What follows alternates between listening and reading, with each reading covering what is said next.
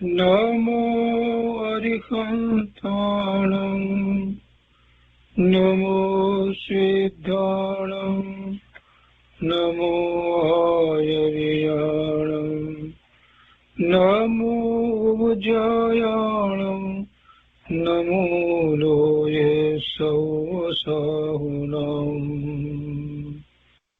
અસપંચનમોકારો સર્વપાવપનાશનો મંગલાણં ચ સૌવર્તે પરમં મંગલમ અજ્ઞાનતિમિરંધાનાં જ્ઞાનાંજનશલાકયા ચક્ષુન્મીલિतं येन तस्मै श्रीगुरुवे नमः मुखादिव्याकुक्षिरत्नं शब्दजितवर्यात्मजम् श्रीराजचन्द्रयहुं वन्दे तत्त्वलोचनदायकम् प्रभुतत्त्वलोचनदायकम्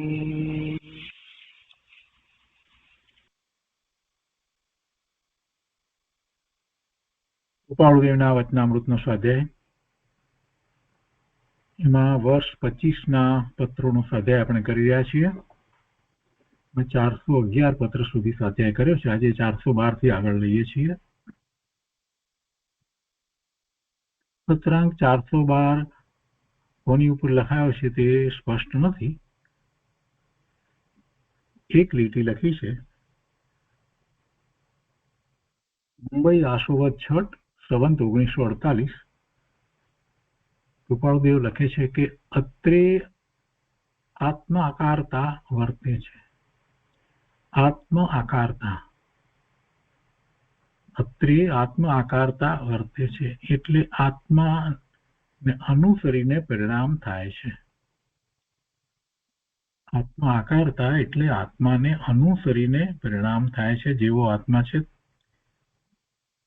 તેવા તેને અનુસરીને પરિણામ થાય છે. એટલે આત્મા આકારે પોતે થયા, પોતાના પરિણામ એવા થઈ રહ્યા છે. આત્મ આકારતા વર્તે છે. આત્માનું આત્મ સ્વરૂપ રૂપે પરિણામનું હોવા પણ તે આત્માકારતા કહીએ છીએ. આત્માનું આત્મ સ્વરૂપ રૂપે પરિણામ હોવા પણ એવા પરિણામ, આત્માને અનુસરીને થતા પરિણામ, એ આત્મા આકારતા છે. અને કૃપાળુદેવ લખે છે કે અત્રે આત્મા આકારતા વર્તે છે. વર્તમાન પર્યાય ગૌણ થઈ ગઈ છે.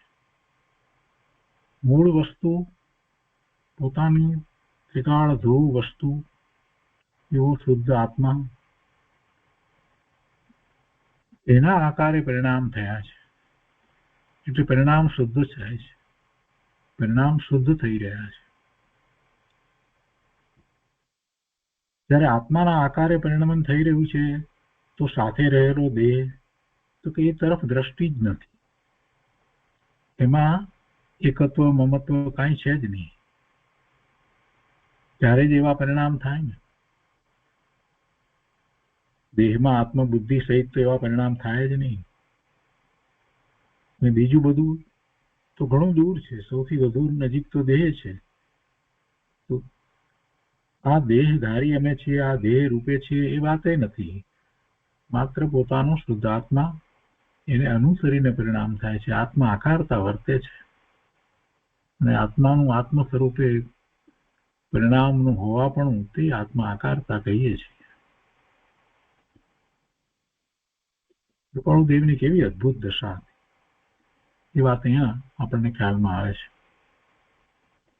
એ પછી 413મો પત્ર છે. સૌભાગભાઈ પ્રત્યે આ નાનો પત્ર લખાયો છે.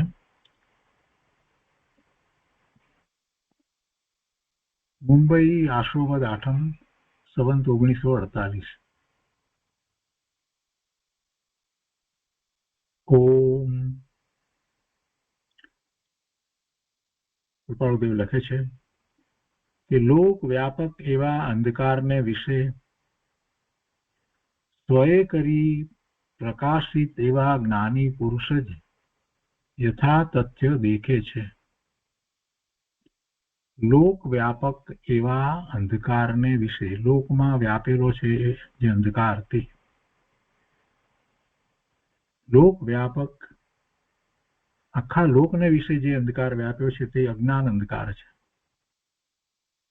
લોક વ્યાપક એવા અંધકારને વિશે સ્વયે કરી પ્રકાશિત, પોતાથી જે જ્ઞાન પ્રકાશ પામ્યા છે તે સ્વયે કરી પ્રકાશિત એવા જ્ઞાની પુરુષ જ યથા તથ્ય દેખે છે. એ સિવાય અંધકારમાં દોરડીને સાપ માને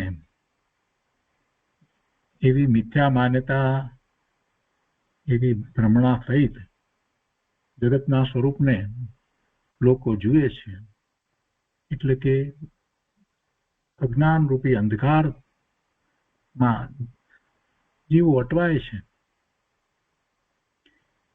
એમાં શું જુએ છે? જે છે એને તો જોતા નથી. અંધકારમાં આપણે પદાર્થને જે છે, જેવો છે તેવો તો જોઈ શકતા નથી. તો એવી રીતે અજ્ઞાન જ્યારે વર્તે છે તો અજ્ઞાન સહિત જીવો જે કાંઈ જ્ઞાન કરે છે, એટલે કે જાણે છે, જુએ છે, અનુભવે છે, એ તો બધું ભ્રમ છે, એ તો વાસ્તવિકતા છે જ નહીં.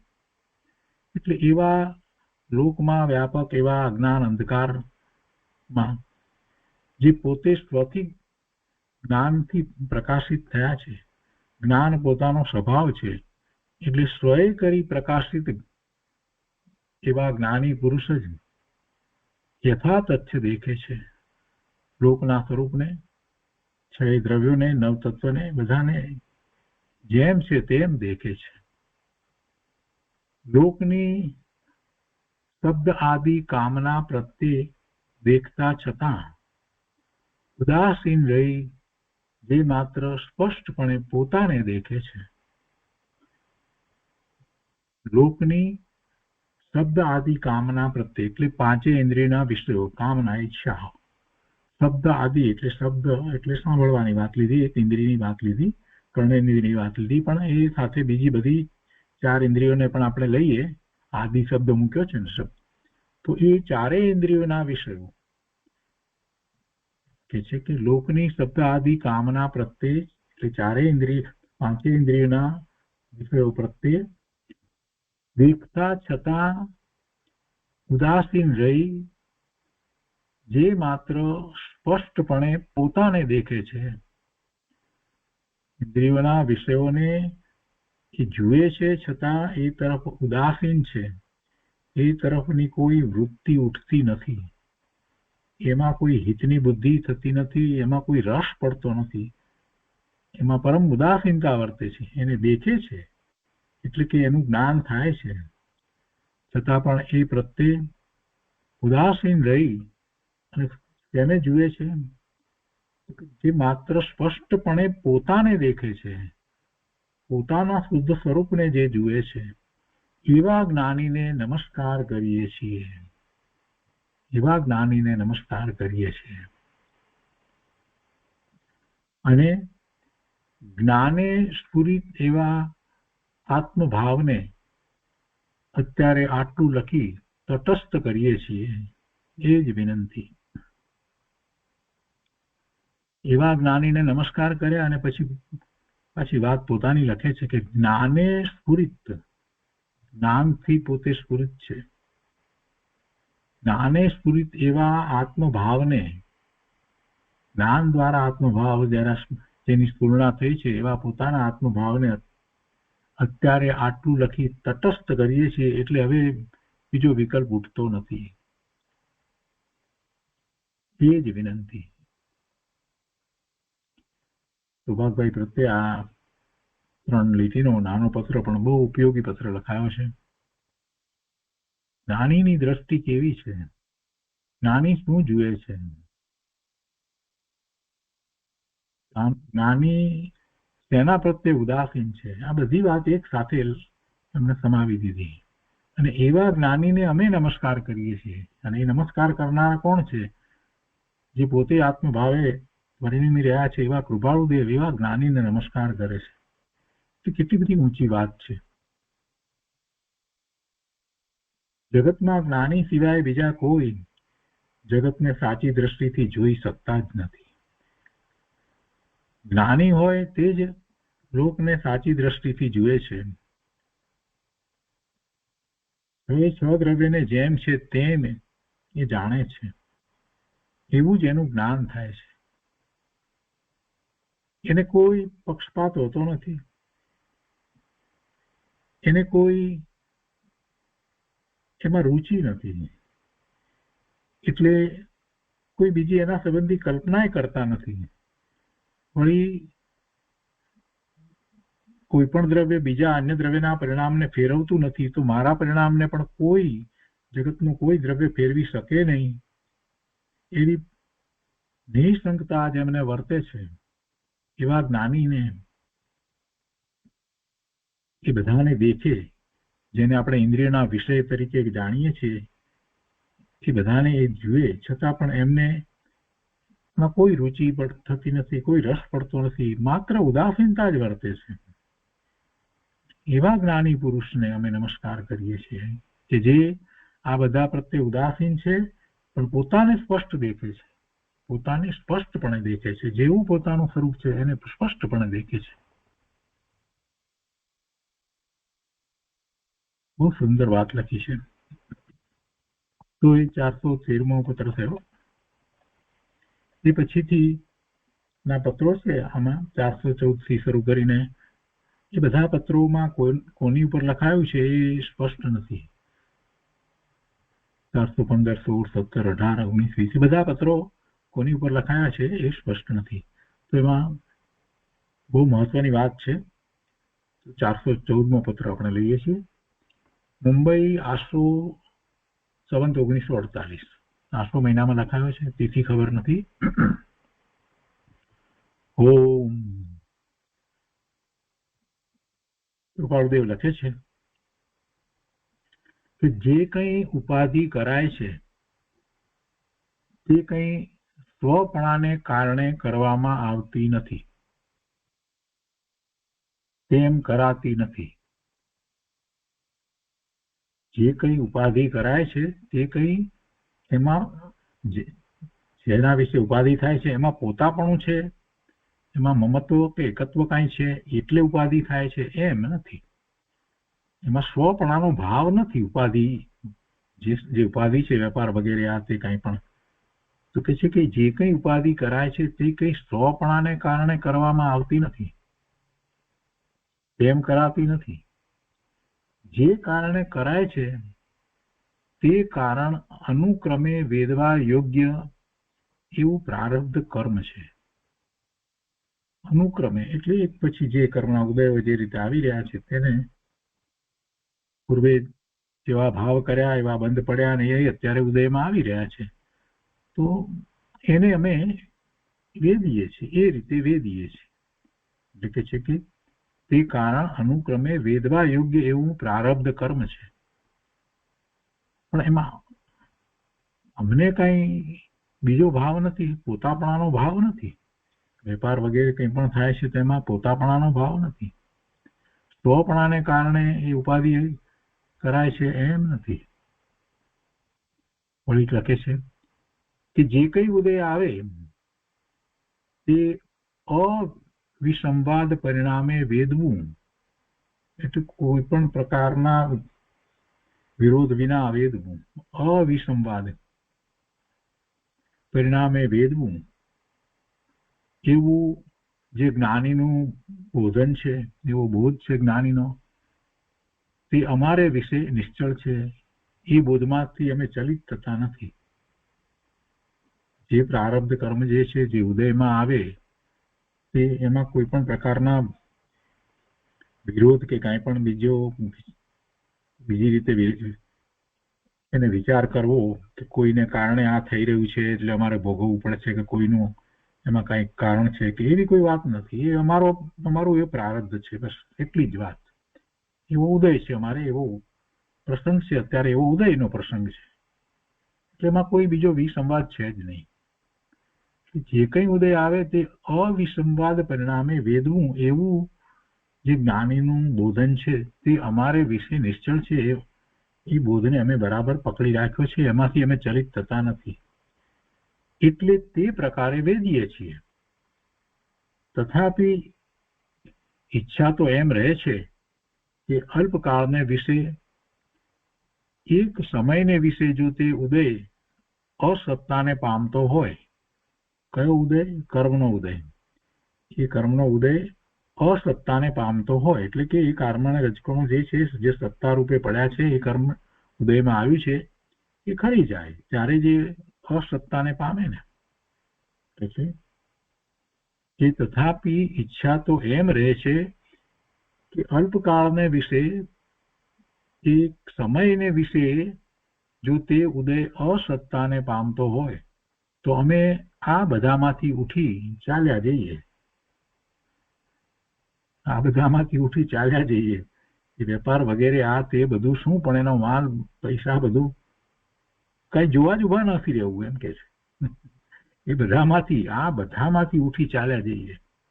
આ ઉદય અત્યારે સત્તામાં છે, એટલે ઉદયમાં આવ્યું છે કર્મ, એ અસત્તાને પામે એટલે ખરી ગયું હોય. થોડોક સમય પણ જો ખરી જાય એમ, અલ્પકાળને વિશે, એક સમયને વિશે જો તે ઉદય અસત્તાને પામતો હોય તો અમે આ બધામાંથી ઉઠી ચાલ્યા જઈએ. એટલી આત્માને મોકળાશ વર્તે છે. એટલે મોકળાશ તો એ રીતે છે કે એમાં અમને કઈ આ જે ઉદય છે, આ ઉપાધિ છે, એમાં અમને કોઈ રસ નથી. અમે તો એનાથી તદ્દન ભિન્ન રહીએ છીએ, એનાથી તદ્દન જુદા રહીએ છીએ, એનાથી તદ્દન અલિપ્ત રહીએ છીએ. એટલે મોકળાશ છે. એટલી આત્માને મોકળાશ વર્તે છે. આત્મા એમાં પલોટાતો નથી. અમારો આત્મા એમાં કોઈ રીતે પલોટાતો નથી.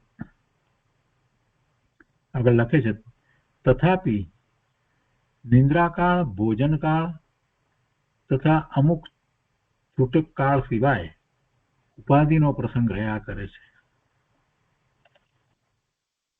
રાત્રે સુવાનો સમય જે થોડો છે, ભોજનનો સમય છે, અને અમુક બીજો સામાન્ય જે દિવસની પ્રવૃત્તિ કાંઈ પણ હોય એ બધાનો અમુક છૂટક કાળ, એ સિવાય ઉપાધિનો પ્રસંગ રહ્યા કરે છે. અને કઈ ભિન્નાંતર થતું નથી. ભિન્ન જુદું કઈ થતું નથી, ભિન્નાંતર થતું નથી. આનાથી બીજું ભિન્ન એમ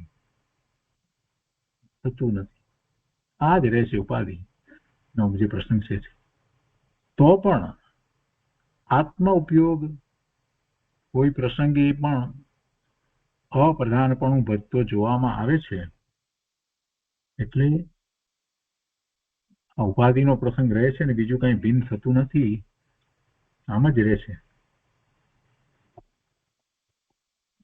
તો પણ આત્મ ઉપયોગ કોઈ પ્રસંગે ક્યારેક પણ અપ્રધાનપણું વધતો જોવામાં આવે છે. એટલે આત્મ ઉપયોગ કોઈક પ્રસંગે અપ્રધાનપણું, મુખ્યતા ન રહે એવી રીતે જોવામાં આવે છે. અને તે પ્રસંગે મૃત્યુના શોકથી અત્યંત અધિક શોક થાય છે એમની સંદેશ છે.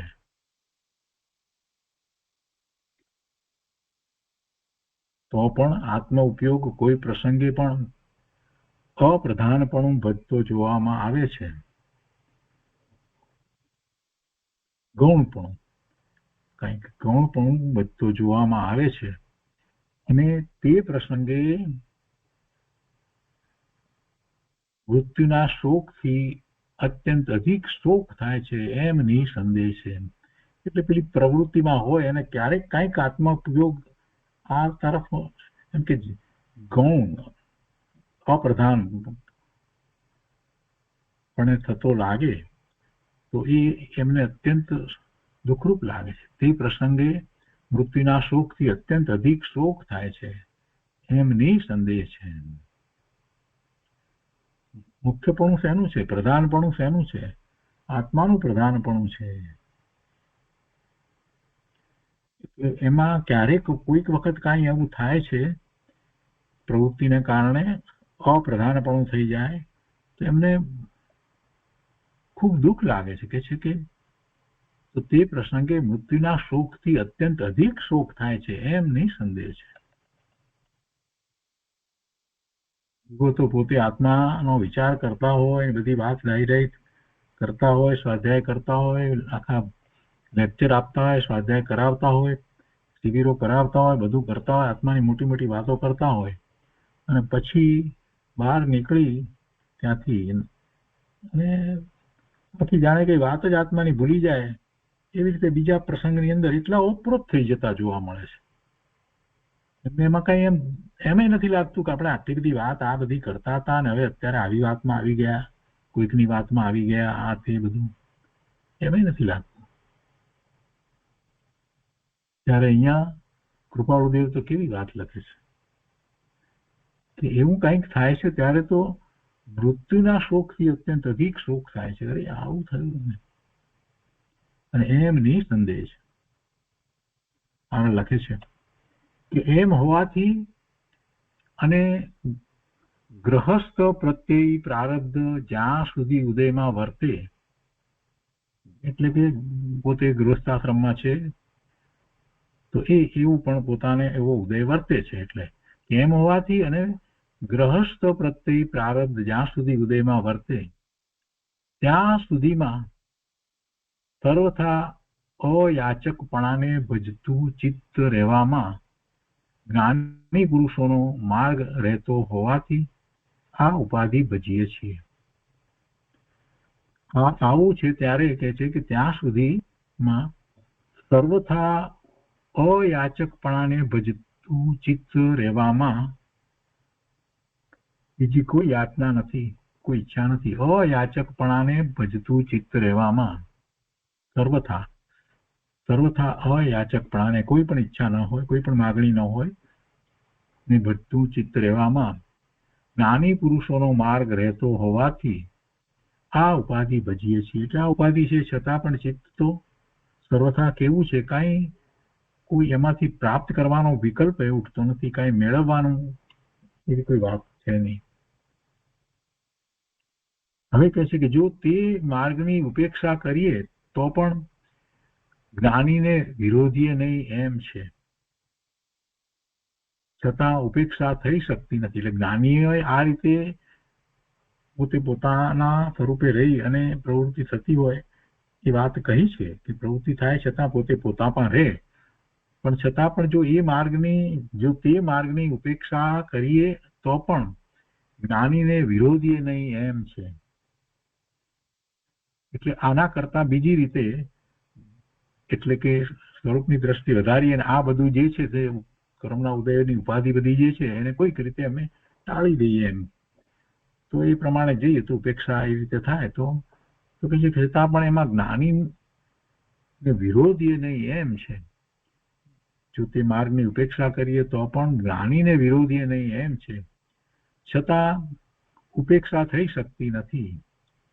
જો ઉપેક્ષા કરીએ તો ગૃહસ્થપણું પણ વનવાસીપણે બજાય, વનવાસી જેવું ગૃહસ્થપણું થઈ જાય. આ બધી વાત જે છે એની ઉપેક્ષા કરવામાં આવે અને એવો આકરો વૈરાગ્ય અત્યારે તો વર્તે છે એમને. જો એવી ઉપેક્ષા કરીએ તો ગૃહસ્થપણું પણ વનવાસી પણ બજાય એવો આકરો વૈરાગ્ય વર્તે છે. આગળ લખે છે કે સર્વ પ્રકારના કર્તવ્યને વિશે ઉદાસીન એવા અમારાથી કંઈ થઈ શકતું હોય તો તે એક જ થઈ શકે છે કે પૂર્વ ઉપાર્જિત નું ક્ષમતાપણે વેદન કરવું. પૂર્વે જે કર્મ ઉપાર્જન કર્યા છે એના ઉદયો આવ્યા છે તો એનું ક્ષમતાપણે વેદવું એ અમારાથી થઈ શકે એવું છે. એટલે સર્વ પ્રકારના કર્તવ્યને વિશે ઉદાસીન, બીજા બધા કામને વિશે એમ ઉદાસીન છે, છતાં પણ અમારાથી જો કંઈ થઈ શકતું હોય તો ફક્ત એટલું જ છે કે પૂર્વે ઉપાર્જિત કરેલ કર્મને અમે વેદીએ. એમ નથી કે અમે આ વેપાર વધારીએ અને એમાંથી કંઈક કમાઈએ કે આવી બધી કોઈ વાત તો છે નહીં. એમાં પોતાપણાનો ભાવ પણ નથી. પૂર્વે ઉપાર્જિત નું ક્ષમતાપણે વેદન કરવું અને જે કંઈ કરાય છે તે તેના આધારે કરાય છે એમ વર્તે છે. કર્મનો ઉદય આવ્યો છે તો એ પ્રમાણે વર્તે છે. વિશેષ અમે કોઈ નવા આયોજન કરીએ કે આરામ તમારામાં એ માટે કંઈક નવા કરીએ એમાંનું કાંઈ છે જ નહીં. એવો કોઈ રસ જ નથી કે એવી કોઈ રુચિ જ થતી નથી. વેપાર ધંધા વધારીએ, આ કરીએ તે કરીએ, એવો કોઈ વિકલ્પ જ નથી. દ્રષ્ટિ સ્વરૂપ તરફ જ રહે છે. એટલે જે છે જે ઉદય આવે છે એના આધારે જે રીતે થાય છે તે રીતે થાય છે. એમાં અમે છીએ, બસ એટલી જ વાત છે. આગળ લખે છે કે અમને એમ આવી જાય છે કે અમે જે અપ્રતિબદ્ધપણે રહી શકીએ એમ છીએ, છતાં સંસારના બાહ્ય પ્રસંગને, અંતર પ્રસંગને, કુટુંબાદી સ્નેહને ભજવા ઈચ્છતા નથી. તો તમ જેવા માર્ગ ઈચ્છાવાનને તે ભજવાને અત્યંત ત્રાસ અહોરાત્ર કેમ નથી છૂટતો, કે જેને પ્રતિબદ્ધપણા રૂપ ભયંકર યમનું સહચારીપણું વર્તે છે. તો લખે છે કે અમને એમ આવી જાય છે, એમ થઈ જાય છે કે અમે જે અપ્રતિબદ્ધપણે રહી શકીએ એમ છીએ, એટલે આ કોઈ પણ જાતના અમે પ્રતિબંધ હોય એને ટાળી દઈએ, અમે કોઈ પણ પ્રતિબંધ ન રાખીએ. જે અમે અપ્રતિબદ્ધપણે રહી શકીએ એમ છીએ, છતાં સંસારના બાહ્ય પ્રસંગને, અંતર પ્રસંગને, કુટુંબાદી સ્નેહને ભજવા ઈચ્છતા નથી. એટલે કે આ બધામાં અમે રહીએ છીએ અને એને અમે ઈચ્છતા નથી. અપ્રતિબદ્ધપણે રહી શકીએ એમ છીએ પણ અપ્રતિબદ્ધપણે રહેતા નથી. રહી શકીએ એમ છીએ પણ એટલે પ્રતિબદ્ધપણે જ છીએ. તો પ્રતિબદ્ધપણે હોવા છતાં પણ અમે કઈ સંસારના બાહ્ય કે અંતરંગ જે ઉપાધિના જે કઈ પ્રસંગ કે કુટુંબનો સ્નેહ બધું એ રાખવા, એ ભજવા, એ તરફનું વલણ રાખવા ઈચ્છતા નથી.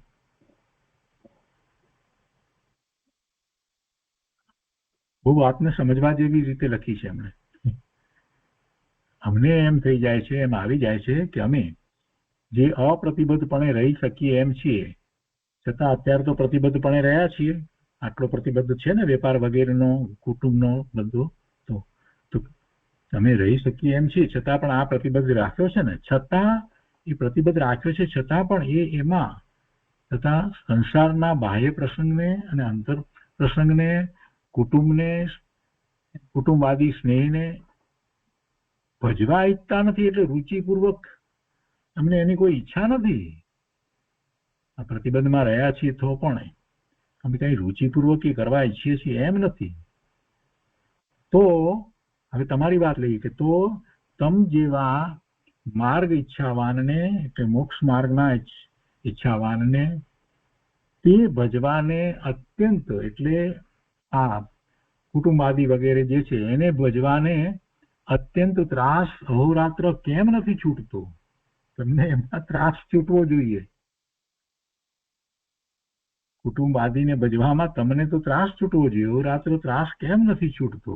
એટલે કે તમે એમાં કેમ રહ્યા છો, એમ કે તમને એ કેમ ગમે છે, એમ કે જેને પ્રતિબદ્ધપણા રૂપ ભયંકર યમનું સહચારીપણું છે. જેમાં તમે રહ્યા છો એને તો પ્રતિબદ્ધપણા રૂપ ભયંકર યમનું સહચારીપણું છે. પ્રતિબદ્ધપણું કેવું છે? એ યમ જેવું છે. જેને પ્રતિબદ્ધપણા રૂપ ભયંકર યમનું સહચારીપણું છે. તો તમે એમાં કેમ રહ્યા છો? તમને કેમ એમાં ત્રાસ નથી લાગતો? ખૂબ રુચિપૂર્વક, રસપૂર્વક બધી વસ્તુમાં જે રોકાઈ રહ્યો હોય અને પાછો ધર્મની વાત કરતો હોય ને ત્યારે પાછી એવી જ હોય, માર્ગ અનુસારી હોય, અને જો એ પાછી એ બધી વાતમાં રહે ત્યારે પછી કૃપાળુદેવ આવું માર્ગદર્શન આપે. ભાઈ આ એક તરફ તમે તો સાચા મુમુક્ષુ છો, તો પછી તમને આ બધી સંસારની આ બધી વાત જે છે એમાં તમને ત્રાસ કેમ નથી લાગતો? કેમ કે એ બધું પ્રતિબદ્ધપણું તો એ ભયંકર યમનું સહચારી પણ, એમાં તો ભયંકર યમનું સહચારી પણ વર્તે છે. યમને આપણે હંમેશા ભયંકર કહીએ છીએ, મૃત્યુનું કારણ માનવામાં આવે છે, એટલે એ રીતે તો એ તો બધું એ પ્રતિબદ્ધપણું તો ભયંકર છે. તમને એમાં કેમ ત્રાસ નથી લાગતો?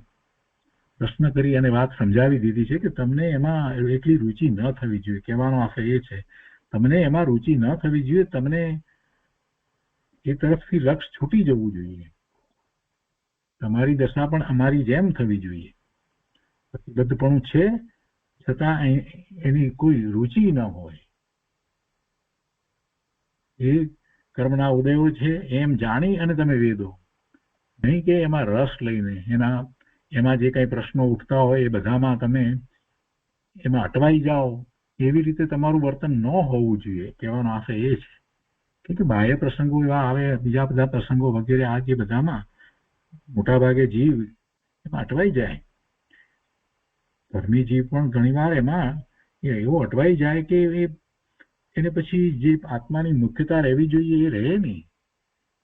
કેટલીક વખત તો એને એવું પડવાનું થાય કે આત્મ સ્વરૂપનો વિચાર કરતો તો, ચિંતન કરતો તો, એ બધું ભૂલી જાય અને બીજી વાતમાં પડી જાય કે જેમાં એને આર્ત ધ્યાન થાય.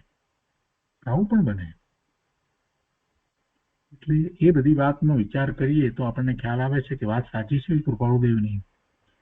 કર્મના ઉદયો બધાને હોય, આપણને બધાને કર્મના ઉદયો તો છે, પણ એ ઉદયોને કર્મના ઉદય પૂર્વે કરેલા એવા ભાવ એને કારણે વર્તમાનમાં એ ઉદયમાં આવ્યું છે. બસ એમ સમજી અને એને વેદવાનું છે. એમાં રુચિ કરી અને નવા નવા આરંભ સમારંભો નથી કરવાના. આ જે કંઈ પ્રાપ્ત થયું હોય એ સારા પ્રસંગો પ્રાપ્ત થયા હોય કે નરસા પ્રસંગો પ્રાપ્ત થયા હોય, ધન મિલકત માલ સામાન બધું જે કંઈ ખૂબ એવું બધી મળ્યું હોય કે દરિદ્રતા મળી હોય, એ જ રીતે શરીરની અંદર નિરોગતા મળી હોય કે રોગીપણું મળ્યું હોય, જે કંઈ ઉદય જે આવ્યો છે એ અનુકૂળ હોય કે પ્રતિકૂળ હોય, એ બધો ઉદય જે છે તો એનાથી અલિપ્ત થઈ અને સ્વરૂપનું લક્ષ્ય કરી અને જીવવાનું છે. એવો બોધ આમાંથી આપણને તો પ્રાપ્ત થાય છે. હોય બધું ચાલે, જે છે તે છે, એ ઉદય રૂપ છે.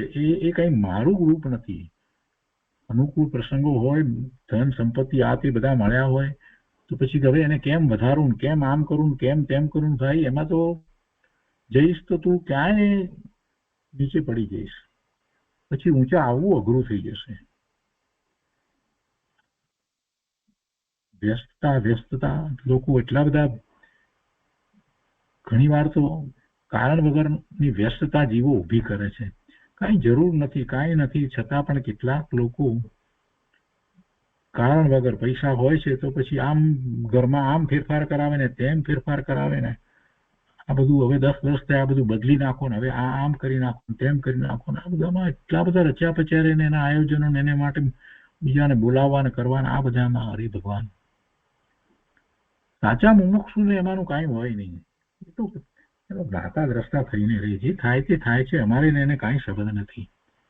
અને એની પ્રતિબદ્ધતા એ સ્વીકારે જ નહીં. આ મારા કામો છે, આટલા કામો હું પતાવી દઉં, એમ ના હોય. અને આવા તો એક્ઝામ્પલ આપણે ઘણા જોઈએ છીએ, એટલા બધા કે વાત નહીં પૂછું. મારા પિતાશ્રી એક પોતાના જીવનમાં એક એટલે એવો પ્રસંગ જે હતો એને યાદ કરીને ઘણી વાર એ વાતને કહેતા કે એમના એક ઓળખીતા કોઈ હશે તો એ ભાઈના પિતા 86 વર્ષની ઉંમરે એ કંઈક નવું આમ કે કંઈક ફેક્ટરી નાખવા માટે કોઈ જગ્યાએ વાપી કે ત્યાં ગયા. તો એમને પૂછ્યું કે તમારા પિતાશ્રી ક્યાં ગયા? તો કે વાપીમાં નવી ફેક્ટરી નાખવી છે એટલા માટે. પણ કે એમની તો ઉંમર આટલી બધી છે અને તમે આ કરો છો? તો કે મારું તો આ બધું ચાલે છે, એ તો બધું હું સંભાળું જ છું, પણ મારો છોકરો હવે મોટો થઈ રહ્યો છે ને તો એને માટે હવે એ માટે ગયા છે.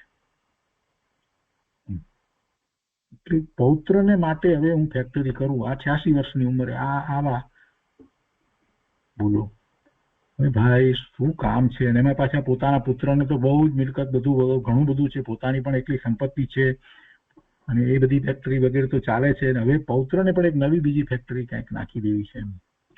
પોતે પણ પોતાની ફેક્ટરી હતી, બધું કર્યું છે, તો એમ કે એને માટે કંઈક હજી ઊભું કરવું.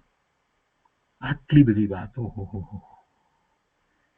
ઉંમર કેટલી 86 વર્ષની ઉંમર. હવે કેટલા વર્ષ એમના બાકી હશે? વિચાર થાય આપણને કે આવી પ્રતિબદ્ધતા ઊભી કરે માણસ કારણ વગર. આવા આરંભ સમારંભ જીવો કરતા આવ્યા છે અને એવું તો જગતમાં જોવા મળે જ છે કે બધાને એમ જ છે. બસ જેને જાણે એને વિકાસ કહે છે લોકો.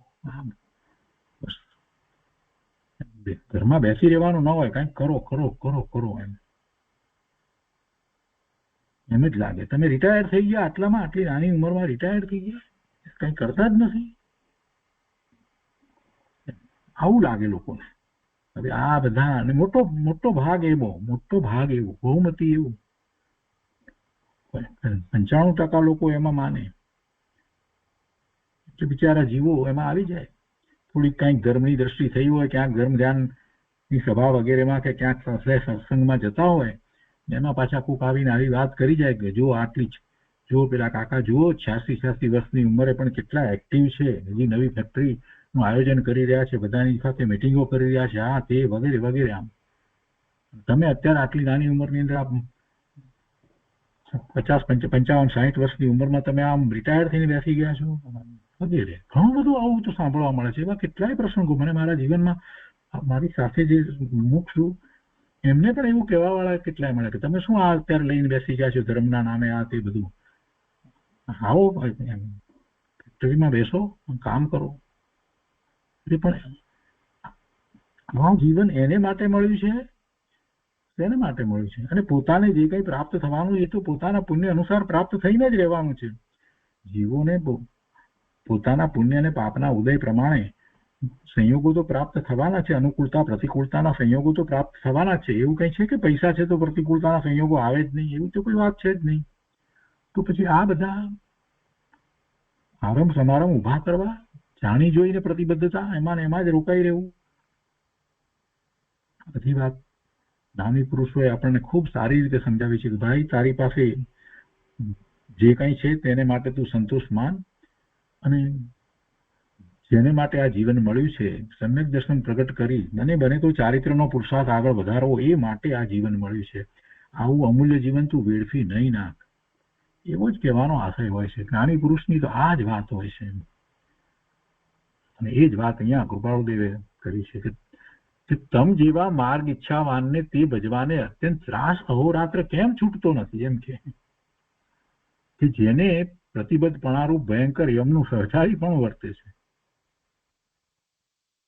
આગળ કહે છે કે જ્ઞાની પુરુષને મળીને, હજી બીજી બહુ સરસ વાત આમાં તો કરી છે કે જ્ઞાની પુરુષને મળીને જે સંસારને ભજે છે તેને તીર્થંકર ભગવાન પોતાના માર્ગથી બહાર કહે છે. જ્ઞાની પુરુષને મળીને જે સંસારને ભજે છે, સંસારને ઈચ્છે છે, એની જ રુચિ કરે છે, તો તેને તીર્થંકર ભગવાન પોતાના માર્ગથી બહાર કહે છે. એ પરમાત્માના માર્ગમાં નથી, તીર્થંકર દિનેશ્વર ભગવાનના માર્ગમાં હોય જ નહીં. જ્ઞાની પુરુષને મળીને જે સંસારને ભજે છે, એટલે જ્ઞાની પુરુષને મળ્યાનો અર્થ શું એ આગળ હવે સમજાવશે. અને બીજી પણ વાત સાથે લીધી છે કે છે કે કદાપી જ્ઞાની પુરુષને મળીને સંસાર ભજે છે તે સર્વ તીર્થંકરના માર્ગની બહાર કહેવા યોગ્ય હોય તો શ્રેણિક આદિને વિશે મિથ્યાત્વનો સંભવ થાય છે અને વિસંવાદપણું પ્રાપ્ત થાય છે. તે વિસંવાદપણાથી યુક્ત એવું વચન જો તીર્થંકરનું હોય તો તે તીર્થંકર કહેવા યોગ્ય નથી. શું કહ્યું કે જ્યારે આમ કહીએ કે જ્ઞાની પુરુષને મળીને જે સંસારને ભજે છે તેને તીર્થંકર પોતાના માર્ગની બહાર કહે છે, તો પછી કહે છે કે જો શ્રેણિક મહારાજા જે છે એ પણ સંસારમાં હતા, જ્ઞાનીને મળ્યા પછીથી, એવા આત્મજ્ઞાની મહાપુરુષ એવા ને મળ્યા પછીથી, એવા મુનિને મળ્યા પછીથી, ધર્મનો સ્વીકાર થયા પછીથી, પણ પાછા એ તો છેવટ સુધી એમને કઈ દીક્ષા અંગીકાર કરી કે એવું તો કઈ કર્યું ન હતું, તો પછી શું સમજવું એ માટે કહે છે કે કદાપી જ્ઞાની પુરુષને મળીને સંસાર ભજે છે તે બધા સર્વ એટલે એ બધા જે આ સંસાર ભજે છે તે બધા સર્વ એને લાગુ પડે. એ તીર્થંકરના માર્ગની બહાર કહેવા યોગ્ય હોય, જો એમ કહેવા યોગ્ય હોય તો પછી એ વાત તો શ્રેણિક મહારાજાને લાગુ પડે છે. શ્રેણિક આદિ એવા ઘણા છે એમ ને વિશે પછી તો મિથ્યાત્વનો સંભવ થાય છે અને દ્વિસંવાદ પણ પ્રાપ્ત થાય છે. દ્વિસંવાદ પણ પ્રાપ્ત કઈ રીતે થાય છે કે આ શ્રેણિક મહારાજાને તો ક્ષાયિક સંકેતી કયા, આ વાત કહેવામાં આવે કે એ તીર્થંકરના માર્ગથી બહાર હોય તો પછી ક્ષાયિક સંકેતીનો તો પ્રશ્ન જ ઉભો નથી થતો, એ તો મિથ્યા દ્રષ્ટિ જ હોય. તો શ્રેણિક આદિને વિશે મિથ્યાત્વનો સંભવ થાય છે ને એ તો ક્ષાયિક સંકેતી હતા. તો પછી શું થાય? અને બીજી વાત કે છે કે દ્વિસંવાદ પણ પ્રાપ્ત થાય છે, વિરોધ એમાં તો દેખાય છે. અને એવો વિરોધ જયારે દેખાય કે એક તરફ આપણે એમ કહીએ કે આ તીર્થંકરના માર્ગની એ બહાર હોય, જ્ઞાની પુરુષને મળ્યા પછી સંસારમાં રહ્યા હોય તો એમ કે સંસારને ભજે શબ્દ મૂક્યો છે એટલે તો પછી આ શ્રેણિક મહારાજાને ક્ષાયિક સંકેત ક્યાંથી હોય? તો મિથ્યાત્વનો સંભવ થાય. અને આગળ પછી વાત કરે છે, એટલું જ નહીં પણ કહે છે કે અને એવું જો હોય તો પછી શું વિરોધાભાસી વાત આવી ગઈ, તો વિસંવાદ પણ વિરોધાભાસ થાય છે. અને એવા વિસંવાદપણાથી યુક્ત એવું વચન, એવો વિરોધાભાસ વાળું વચન તીર્થંકર ભગવાનનું હોય તો એ તીર્થંકર કહેવા યોગ્ય નથી. એટલે કે એ તીર્થંકરનું વચન ન હોય, એવું વચન કરનાર તીર્થંકર હોય નહીં. તો પહેલા તો કે છે કે જ્ઞાની પુરુષને મળીને જે સંસારને ભજે છે તેને તીર્થંકર પોતાના માર્ગથી બહાર કહે છે, એમ કહ્યું ને. તો હવે વાતને સમજાવે છે. એક શબ્દ મહત્વનો છે, અર્થ કરવામાં આપણે કેટલી ભૂલ કરીએ છીએ એ સમજાવે છે.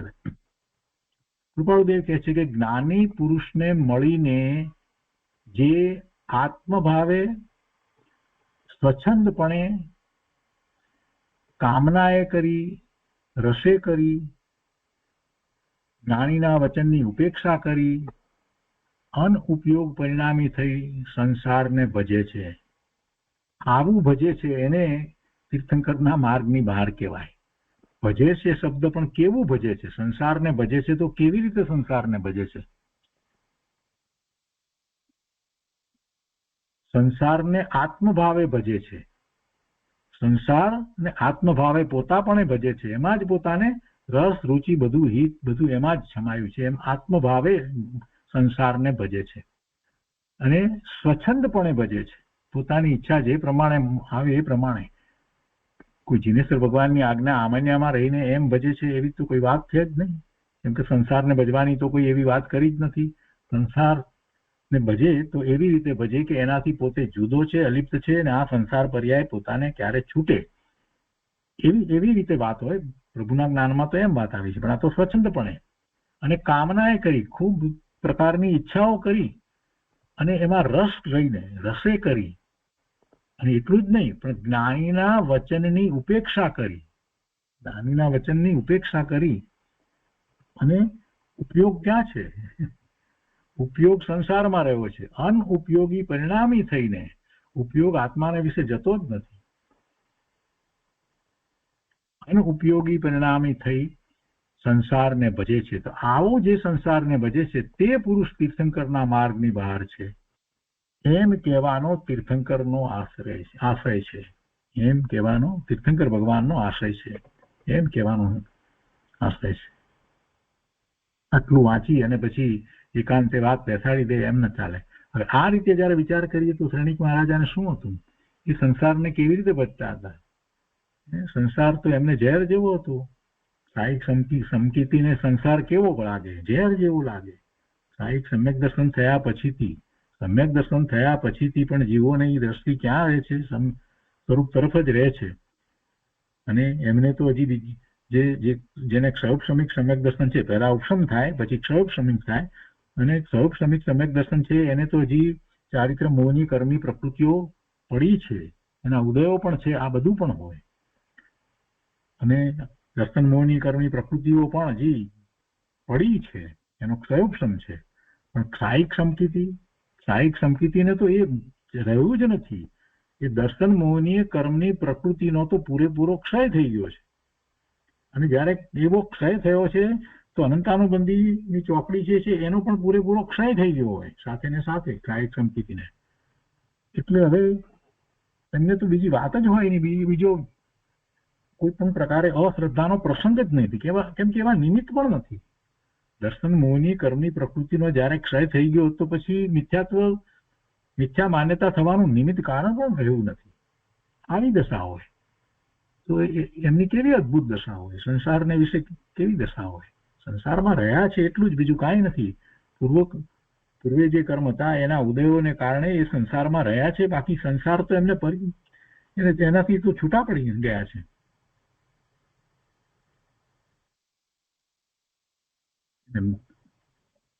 તો જે કંઈ વાત હોય એને આપણે સૂક્ષ્મતાથી સમજવી જોઈએ. જે વાક્ય જે છે એમાં જે ભાવ ભરેલા છે એક એક શબ્દને સમજવાની જરૂર છે.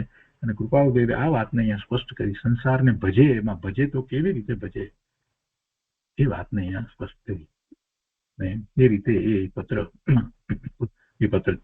414મો પત્ર પૂરો થાય છે. હવે એ પછીથી 415મો પત્ર છે. એ પણ કોઈની ઉપર લખાયો એ સ્પષ્ટ નથી. તેમાં લખે છે, મુંબઈ આસો સંવત 1948. કૃપાળુદેવ કહે છે કે કોઈ પણ જાતના અમારા આત્મિક બંધનને લઈને અમે સંસારમાં રહ્યા નથી. કોઈ પણ જાતના અમારા આત્મિક બંધનને લઈને અમે સંસારમાં રહ્યા નથી. જે કાંઈ છે એમાં કંઈ અમને આત્મપણું નથી, એટલે પોતાપણું નથી. જે વસ્તુમાં અમે દેખાઈએ છીએ, વેપારમાં દેખાઈએ છીએ કે ઘરમાં દેખાઈએ છીએ કે સગા સંબંધીઓની વચ્ચે દેખાઈએ છીએ, એમાં કોઈ જગ્યાએ અમને આત્મપણું નથી, પોતાપણું નથી. એ બધું અમારાથી ભિન્ન છે.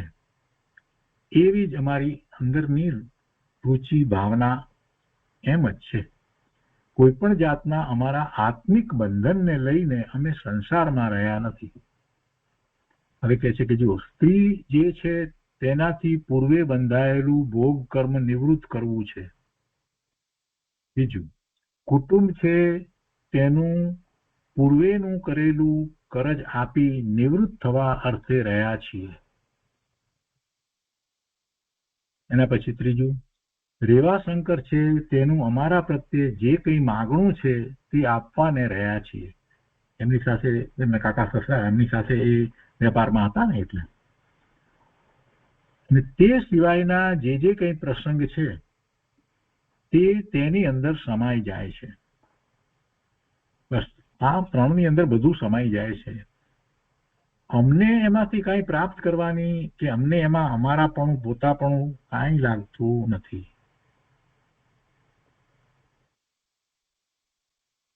તનને અર્થે, ધનને અર્થે, ભોગને અર્થે, સુખને અર્થે, સ્વાર્થને અર્થે કે કોઈ જાતના આત્મિક બંધનથી અમે સંસારમાં રહ્યા નથી. આવો જે અંતરંગનો ભેદ તે જે જીવને નિકટપણે મોક્ષ વર્તતો ન હોય તે જીવ કેમ સમજી શકે? આ વાત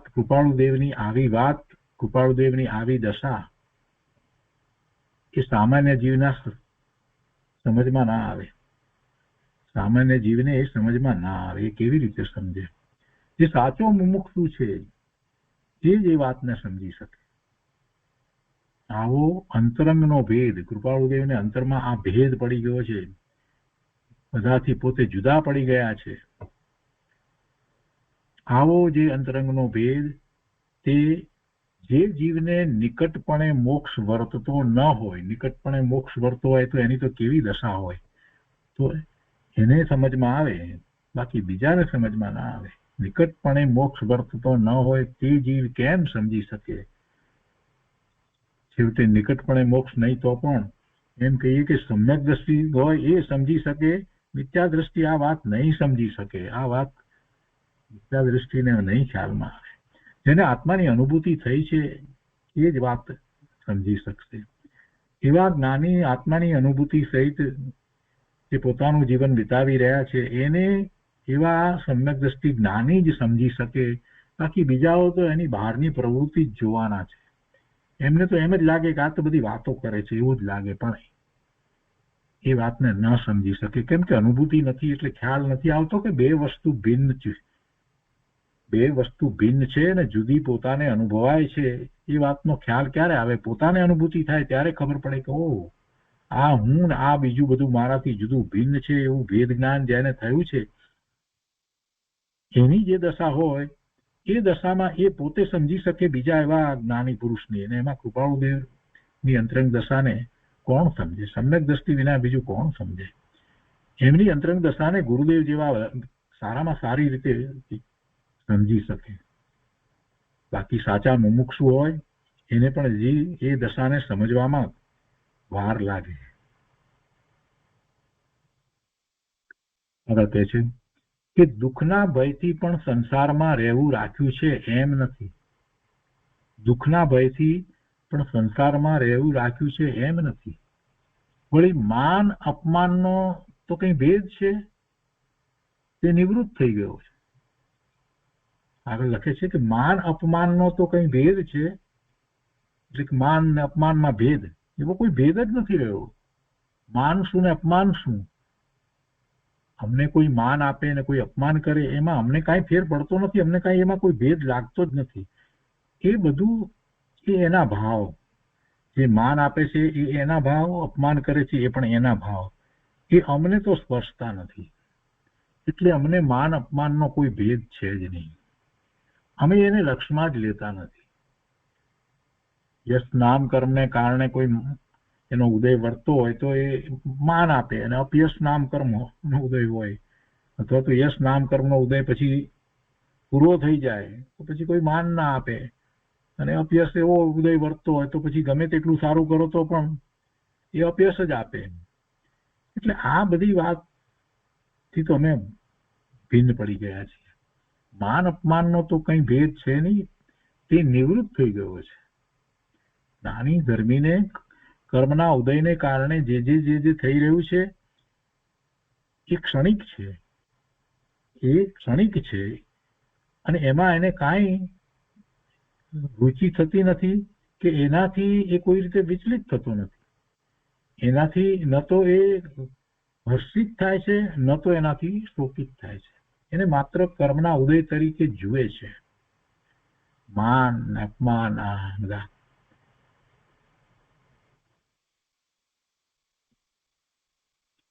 એક વાત યાદ આવે છે કે એક એવા પુરુષ એમને કોઈ એ પ્રમાણે વિનય કરે આતે તો એ એમ કે સારું કહી દઈશ. એટલે પોતાની ઉપર લેતા જ નહોતા. એમ કે એ મને તમે આપ્યું એમ નહીં, પોતે એને સ્વીકારતા નહોતા. એમ એવું બોલે કહી દઈશ. અહીંયા કે છે કે એ ભેદ માન અપમાનનો કઈ ભેદ છે નહીં, તે નિવૃત્ત થઈ ગયો છે.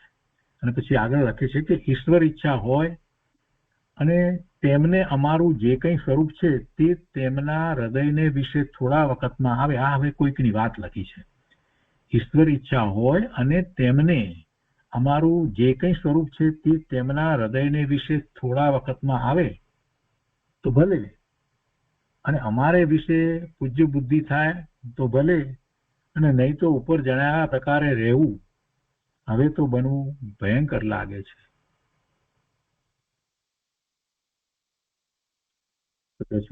એ કોઈની વાત લખી છે, એટલે એમાં કોઈકને આમ કંઈક હશે તો એના સંબંધી પ્રશ્નોનો ઉત્તર આપતા લખે છે કે એમને જે હોય તે અમને કાંઈ એ વિશે કાંઈ ફેર પડતો નથી. અને ફેર કોઈક અપેક્ષાથી કૃપાળુદેવને પડતો હતો કે બે બિચારા અજાણતામાં સમજ્યા વિના કોઈક રીતે એ જ્ઞાનીની અસાધના કરતા હોય, વિરાધના કરતા હોય તો એમને પાપનો બંધ પડે અને ભવિષ્યમાં એમને જીનવાણી વગેરે પ્રાપ્ત ન થાય, આ બધું થાય. એટલે એમને હંમેશા એવી અનુકંપા રહેતી કે કોઈને એવું થવું ન જોઈએ. અને એ માટે એમણે માર્ગદર્શન પણ અંબાલાલભાઈને ઘણી વાર આપ્યું કે તમે એટલું બધું અમારું એ રીતે વાત ના કરશો જેથી કરીને પછી પેલાને એમ થઈ જાય અમારા પ્રત્યે, એટલે કે જ્ઞાની પ્રત્યે એને એવું વિરાધનાનો ભાવ થાય તો એ બિચારાને એવા પાપના બંધ પડી જાય. તો એવી એમની અંતરમાં ભાવના, એમને કઈ પોતાને માન જોઈએ છે કે પોતાને કઈ કોઈ શિષ્ય સમુદાય વધારવો છે કે એવી તો કોઈ વાત છે જ નહીં. પોતાના અનુયાયી વધે એવી પણ કોઈ કૃપાળુદેવની વાત નથી. અંતરમાં એક ભાવ હતો કે જે સાચા મુમુક્ષુ આ જે છે બધાને પોતે કેવી રીતે માર્ગદર્શન આપે, કેમ કરીને વિશેષ માર્ગદર્શન આપે જેથી બધાને કલ્યાણનું કારણ થાય, એટલો ભાવ રહેતો હતો. અહીંયા કે છે કે ઈશ્વર ઈચ્છા હોય અને તેમને અમારું જે કંઈ સ્વરૂપ છે તે તેમના હૃદયને વિશે થોડા વખતમાં આવે તો ભલે, અને અમારે વિશે પૂજ્ય બુદ્ધિ થાય તો ભલે, નહીં તો ઉપર જણાવ્યા પ્રકારે રહેવું હવે તો બનવું ભયંકર લાગે છે. ઉપર જણાવ્યા પ્રકારે રહેવું એટલે જે પેલા દુઃખના ભયથી સંસારમાં રહેવું કે કોઈ ભોગ કર્મને માટે કે એ માટે રહેવું, એ બધું કંઈ અમને તો ભયંકર લાગે છે, અમારે હોય જ નહીં એમ કહેવાનું થાય છે. ઉપર જણાવ્યા પ્રકારે રહેવું હવે તો બનવું ભયંકર લાગે છે, એમ બનશે નહીં, હવે તો એમને ભયંકર લાગે છે આ બીજી બધી રીતે એમ. એટલે અમે તો કોઈ માને કે ન માને, અમે તો એનાથી ભિન્ન પડી ગયા છીએ. કોઈ દુઃખના ભયથી પણ અમે સંસારમાં રહ્યા નથી, કે પછી કોઈ તનને અર્થે, ધનને અર્થે, ભોગને અર્થે કે સુખને અર્થે કે સ્વાર્થને અર્થે એને માટે અમે રહ્યા જ નથી. એને એવું રહેવું, એવું બનવું ભયંકર લાગે છે. ધન પ્રાપ્તિ માટે કે બીજા કોઈ પ્રયોજન માટે સંસારમાં રહેવું અમને તો ભયંકર લાગે છે એમ કહેવાનો આશય છે. દેવની વાતને જરાક શાંતિથી સમજવી. તો એ રીતે 415મો પત્ર અહીંયા પૂરો થાય છે અને આજનો સ્વાધ્યાય આપણે અહીંયા સુધી રાખીએ છીએ. આવતા સ્વાધ્યાયમાં આપણે 416મો પત્ર લેવાના છીએ. 416મો પત્ર ધ્યાનનો પત્ર છે અને કદાચ આપણે એક જ પત્ર એ જ લઈશું, 416મો પત્ર જ લઈશું. ખૂબ સારી રીતે એના આપણે વિચાર કરીશું, એમાંથી આપણે ઘણું માર્ગદર્શન મેળવવાનું છે. આ પત્ર આપણે ધર્મ ધ્યાન આરાધનામાં પણ લીધો છે, શિબિરમાં પણ લીધો છે, પણ હવે ફરીથી આ પત્ર જ્યારે આવ્યો છે ત્યારે હવે ફરીને એનો ખૂબ સારી રીતે વિચાર કરવો છે. તો આવતી વખતે 416મો પત્ર લઈશું. આજનો સ્વાધ્યાય અહીંયા સુધી રાખીએ છીએ.